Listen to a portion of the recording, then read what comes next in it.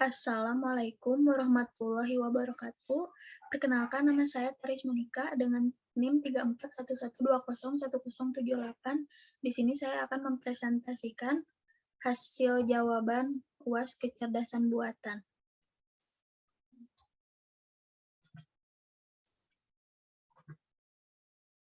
Yang pertama ada bab searching. Cara kecerdasan buatan menemukan solusi dari ruang solusi dalam bentuk graf atau tree. Jawabannya, untuk menganalisis masalahnya, menganalisa masalah yang dihadapi dan mengungkapkan masalah tersebut dalam suatu sistem simbol. Sistem dapat merupakan diagram, skema, graf, atau simbol-simbol lainnya.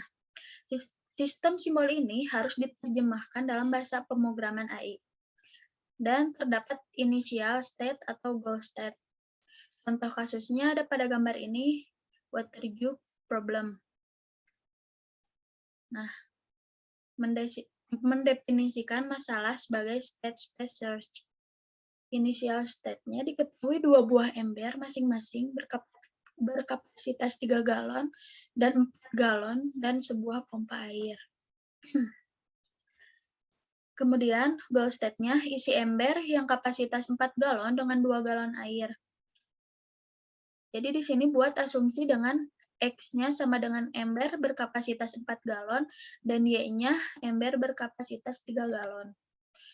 Ruang masalah dapat digambarkan sebagai himpunan pasangan bilangan bulat, yaitu X, Y yang urut. Sedemikian hingga X sama dengan 0,1, 2, 3, atau 4, yang Y-nya dari 0, 1, 2, atau 3. Dengan keadaan mula-mula adalah 0,0. Yang X menyatakan jumlah air dalam gelas ukuran 4 galon dan Y menyatakan jumlah air dalam gelas ukuran 3 galon. Kemudian state tujuannya adalah 2,n untuk setiap nilai n. Nah, maka di sini XY if X lebih kecil dari 4. 4,Y yaitu isi penuh gelas 4 galon. Yang keduanya, if Y lebih kecil dari 3, yaitu X, 3, isi penuh gelas 3 galon. Selanjutnya ada XY if X lebih besar dari 0. X kurang D, Y. Buang sebagian air dari gelas 4 galon. Kemudian ada X, Y if Y lebih besar dari 0, X, Y kurang D. Buang sebagian air dari galon ukuran 3 galon. Kemudian ada X, Y, if X lebih besar dari 0, Y, kosongkan gelas 4 galon. Kemudian ada X, Y, if Y lebih besar dari 0, maka X, 0, kosongkan gelas 3 galon. Kemudian ada X tambah Y lebih besar sama dengan 4 dan Y lebih besar dari 0.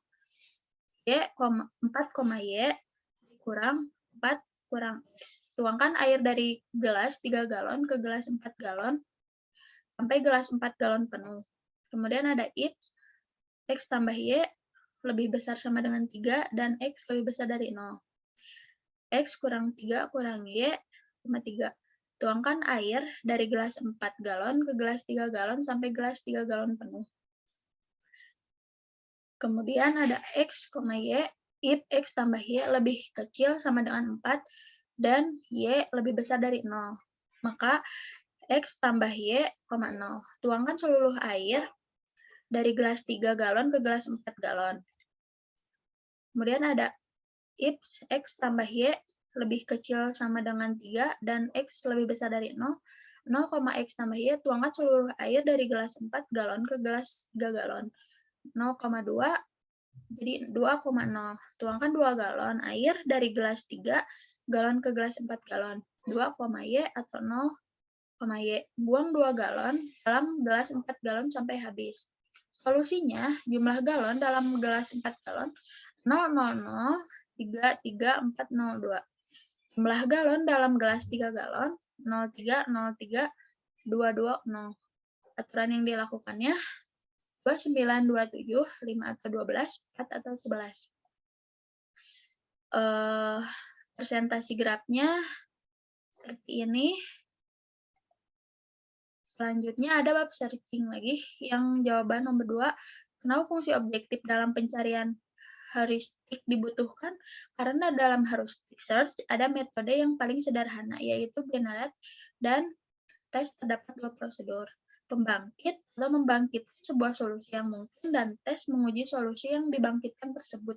Dengan DFS bisa digunakan sebagai prosedur pembangkit untuk menghasilkan suatu solusi. Kemudian soal selanjutnya, dalam algoritma simulated annealing, komponen apa saja yang paling berpengaruh dalam mencari solusi? Yang pertama, evaluasi keadaan. Jadi, jika keadaan awal merupakan tujuan, maka pencarian berhasil dan keluar. Jika tidak demikian, lanjutkan dengan menetapkan keadaan awal sebagai rute sekarang.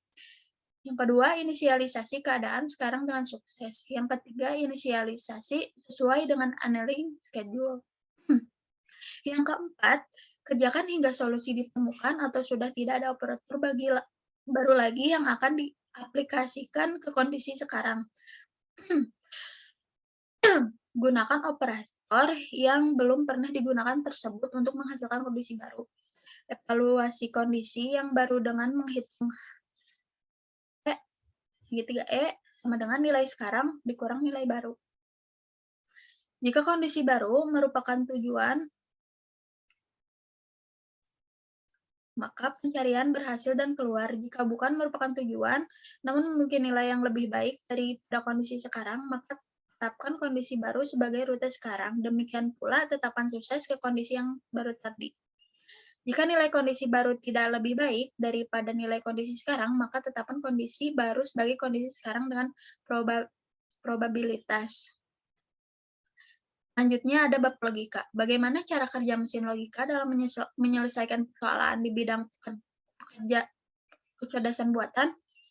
Cara kerja dari kecerdasan buatan ini adalah dengan menggunakan algoritma dan memberinya banyak data agar sistem nantinya dapat mempelajari suatu hal secara otomatis, atau sistem yang berpikir secara manusia atau thinking humanly, sistem yang bertindak seperti manusia acting humanly, atau sistem yang berpikir secara rasional, thinking rationally, dan sistem yang bertindak secara rasional, acting rationally. Selanjutnya, jelaskan salah satu contoh kasus kecerdasan buatan yang diselesaikan dengan pendekatan logika. Kecerdasan buatan, deteksi, dan pengenalan wajah. Cara kerja mesin ini dapat mengenali fitur wajah seperti bentuk mata, hidung, bibir, dan wajah.